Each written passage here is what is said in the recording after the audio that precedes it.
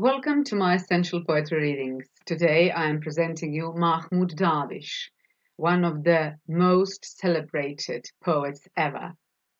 How the Revolution was written.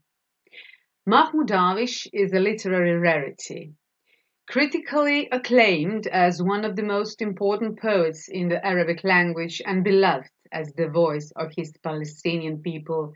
He is an artist demanding his work's continual transformation and a living legend whose lyrics are sung by field workers and school children.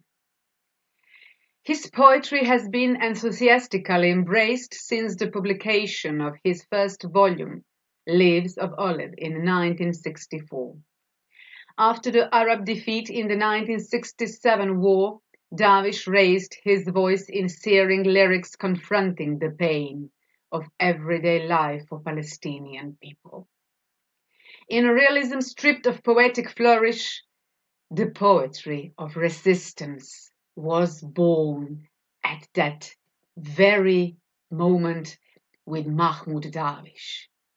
With Nerudian transparency, his poems of the 60s and early 70s reflected his pain over the occupation of his homeland and his lingering hopes for its liberation. In the intervening years, the poetry of Darwish exemplified a brilliant artistic restlessness, with each volume opening new formal territory and poetic concerns. With the publication of this collection, Darwish will celebrate his 61st birthday and nearly 4 decades of writing. He is the poet laureate of Palestine, a poet sharing the fate of his people living in a town under siege, while providing them with a language for their anguish, sorrow, and dreams. Any serious study of his work must take into account the very context in which it was written, the years of exilic wandering and bare survival, the aesthetic, metaphysical, and political struggles particular to this poet. Mahmoud Darwish was born in the village of Birber in the district of Acre, in Upper Galilee, in Palestine on March 30th, 1942. When he was 6 years old, the Israeli army occupied and subsequently destroyed Berber, along with 416 other Palestinian villages. To avoid the ensuing massacres, the Darwish family fled to Lebanon. Only a year later, they returned to their country illegally and settled in the nearby village of Deir al-Assad, but too late to be counted among the Palestinians who survived and remained within the borders of the newly made state.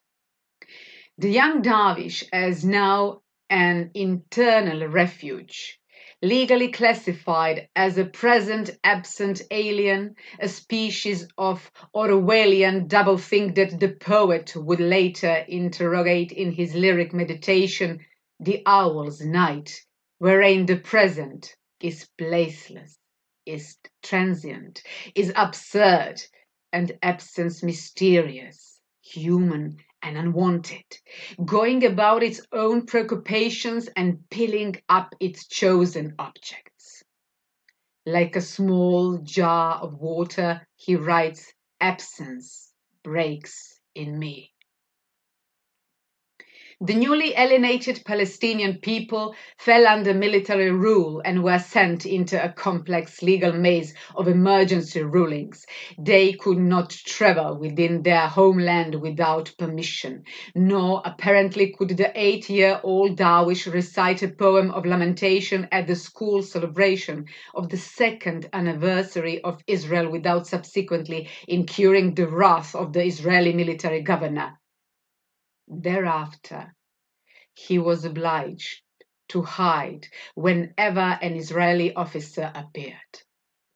During his school years, and until he left the country in 1970, Darwish would be imprisoned several times and frequently harassed, always for the crimes of reciting his poetry and traveling without a permit from village to village. His own city Berber was erased from land and map, but remained intact in memory, the mirage of a lost paradise of Palestinian people. On April 16th, 2001, Israeli bulldozers began paving a new road through the graves, unearthing human remains throughout the site. The vanished Palestinian village became for the displaced poet a bundle of belongings carried on the back of the refugee.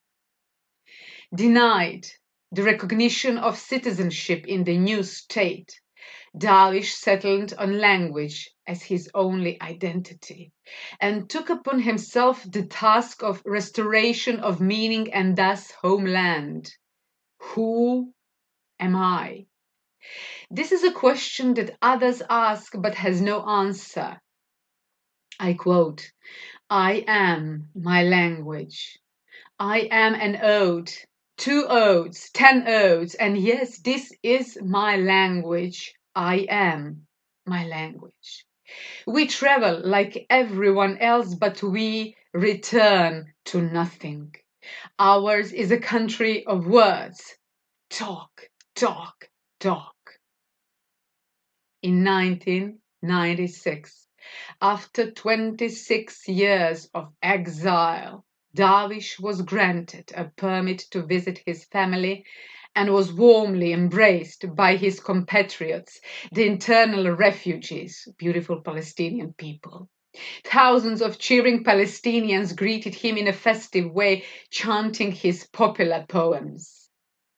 Darwish later reflected on so much pain and so much longing he felt for his homeland. I quote, "As long as my soul is alive, no one can smother my feeling of nostalgia for my country, which I still consider as Palestine." Darwish's 20th book of poems, the recently published mural, fuses lyric and epic in an impassioned meditation on the whole of his life and his own confrontation with mortality, with contingency. The realized ambitions of this poem exemplify the poet's impressive range, assimilating centuries and centuries of Arabic poetic forms and applying the chisel of modern sensibility to the richly veined ore of its literary past. Darwish subjected his art to the impress of exile and to his own demand that the work remains true to itself, independent of its critical or public reception. He has, as an artist, as a remarkable artist, repeatedly confounded expectations without shirking the role assigned to him by his people's historical experience. Perhaps no poet in our time has borne this weight, to be the esteemed and revered voice of a people while remaining true to poetry itself, however hermetic and interior, to be at once culturally multiple and spiritually singular. His poetry is both the linguistic fruit of an internalized collective memory and impassioned poetic response to his long absorption of regional and international poetic movements, and as much as Darwish is the voice of the Palestinian people, of Palestinian diaspora, he is the voice of the fragmented soul. It is the soul of Palestine that Darwish has made resonant in his work, giving it presence in the midst of suffering and hardships.